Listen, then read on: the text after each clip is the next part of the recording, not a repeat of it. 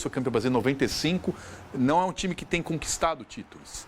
Eu acho que isso tem uma certa influência no jogo e é um jogo que a gente não deu o principal, né? A gente deu os prováveis, mas eu vou dar um palpite, eu não vou dar palpite porque eu não sei quem é os gandulas que vai estar lá hoje. A gente tem a escalação dos gandulas, quem que vai apitar o jogo, o VAR, os gandulas, porque hoje é o jogo da inteligência artificial contra o sistema. A única certeza que eu tenho é que as coletivas serão patéticas e terá chororô, aconteça com justiça ou não, que às vezes realmente a arbitragem estraga jogo. Às vezes não acontece nada, como no domingo, que a arbitragem não foi personagem e virou assunto. Espero que fique... E também sem questão bélica, né, Kaká? Porque teve essa coisa no Rio da Leila não querer ir no jogo. No outro jogo teve o negócio daqueles bonecos com a camisa dele. Que fique ali. Porque as diretorias botaram pilha nesse jogo. Os gandulas eu não tenho o nome não, mas o árbitro é o argentino Facundo Telo. Eu acho bom essas coisas de nesses jogos ser árbitro estrangeiro. Facundo Telo é o nome do juiz, do árbitro argentino que vai apitar a partida.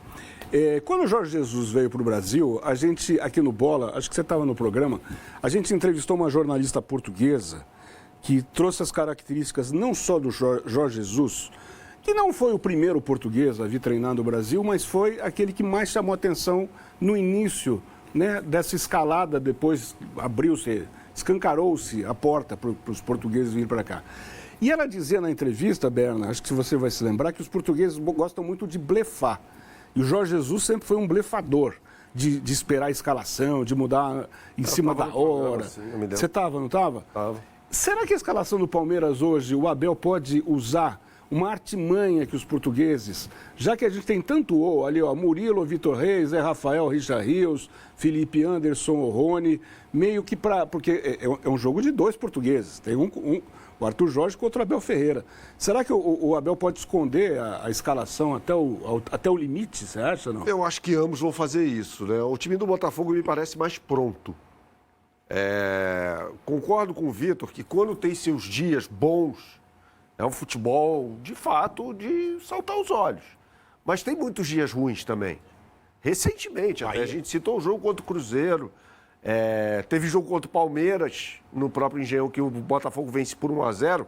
Não esse último jogo, o jogo do Campeonato Brasileiro, que o Palmeiras, se eu não me engano, no segundo tempo foi melhor do que o Botafogo até. Segundo tempo. Primeiro o Botafogo foi melhor. Primeiro o Botafogo foi melhor. E quando eu olho assim para a escalação do Botafogo, você tem lá um ou, que é o Almada ou o Tietê. Para mim não tem conversa. Para mim joga o Almada. E aí você olha para o restante do time e fala, esse é o time do Botafogo. Não tem nem tanto o que esconder. Poderia ter anteriormente uma dúvida entre Igor Jesus e Tiquinho Soares. Hoje essa dúvida inexiste, porque o Igor Jesus está jogando muito mais do que o Tiquinho Soares. Então o time do Botafogo é esse, né? Mesmo com as lesões, né? Você tem lesão de Júnior Santos, Jefinho e tal, é um time que contrata como se não houvesse amanhã também. O John Textor contrata, né? Traz jogadores, inclusive trouxe um francês hoje que é a revelação do Lyon, para ganhar um pouco de cancha aqui no Brasil e vai voltar para a França logo mais para jogar na equipe dele, que pertence ao grupo dele. O Abel, eu não sei nem se por questão, e a gente pode debater isso, de blefar, mas acho que ele tem dúvidas. Porque o Palmeiras vem jogando nesse sistema com 3 zagueiros.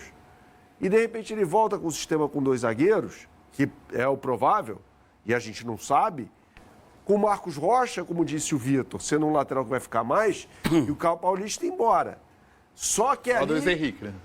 Exatamente. Só que ali joga o Luiz Henrique. Era jogo para jogar Vanderlan em linha de 4. Exatamente. E o Vanderlan foi muito mal no Engenhão semana passada. Sim, mas você tem eles dois. Quem que você escala? Eu escalo o Vanderlan. Também. Que é um lateral com perfil defensivo maior, se for jogar numa linha de 4. Se for jogar numa linha de 3, eu jogaria com o Caio Paulista. Mas aí são circunstâncias do jogo, tá? Eu acho que está diretamente ligada a situação, ou as situações estão diretamente ligadas, de Estevão e Marcos Rocha. O Estevão é um jogador que vai mais para a linha de fundo, joga mais aberto.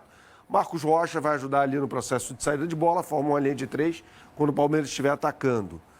Então, assim, eu acho, resumindo a questão, respondendo a sua pergunta, não me parece que haja, nesse momento, uma possibilidade de blefe, porque o Abel tem dúvidas. Porque é um time que oscila demais.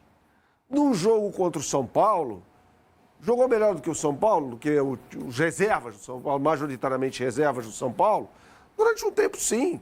Depois o jogo ficou igual no segundo tempo. Então, assim, é um time que vem oscilando muito, independentemente do esquema tático. E acho que o Abel tem direito de ter dúvidas.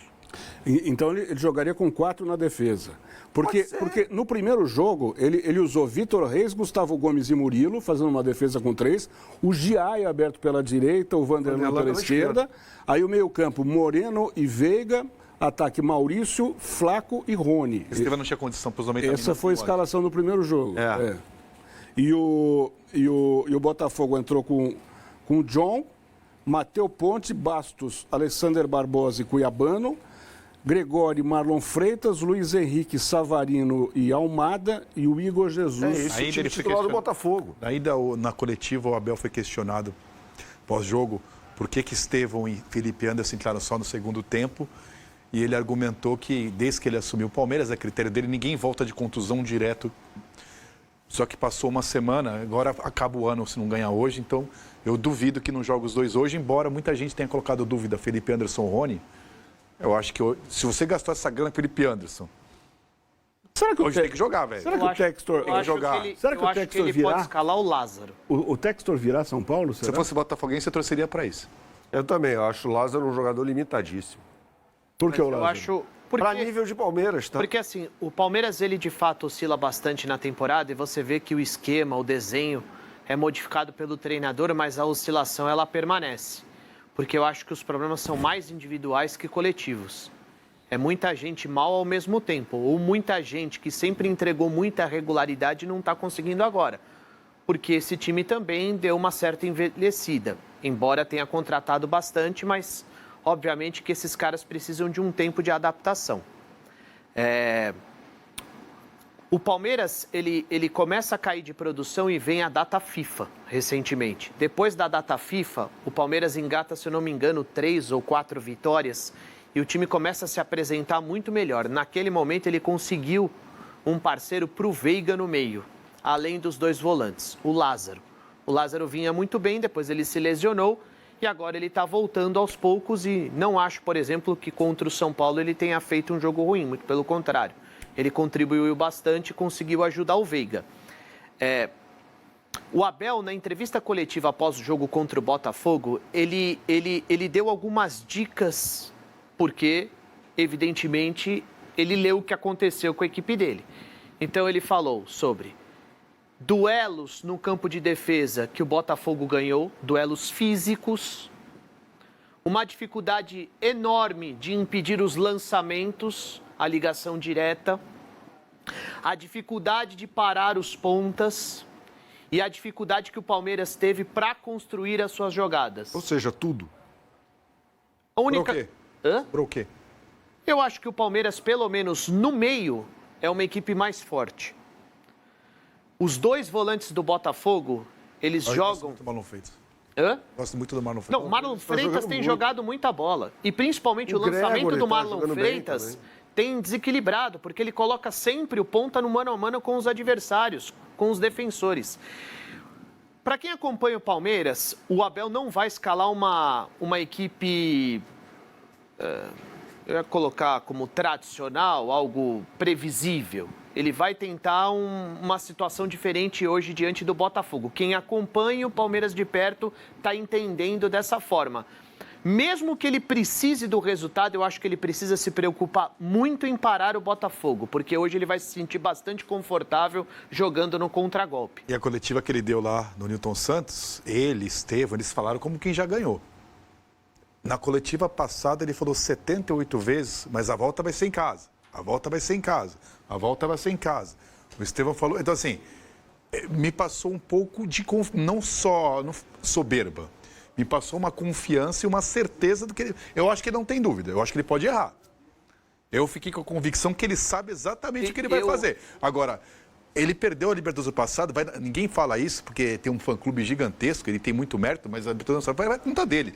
Uma escalação completamente imbecil. Ele ficou insistindo com o Arthur na ponta esquerda 50 jogos, e o Henrique pedindo passagem, assim, não tá pronto, acabou, foi eliminado, botou o moleque botou o time, ganhou 10 jogos e foi campeão brasileiro. Ele errou ano passado.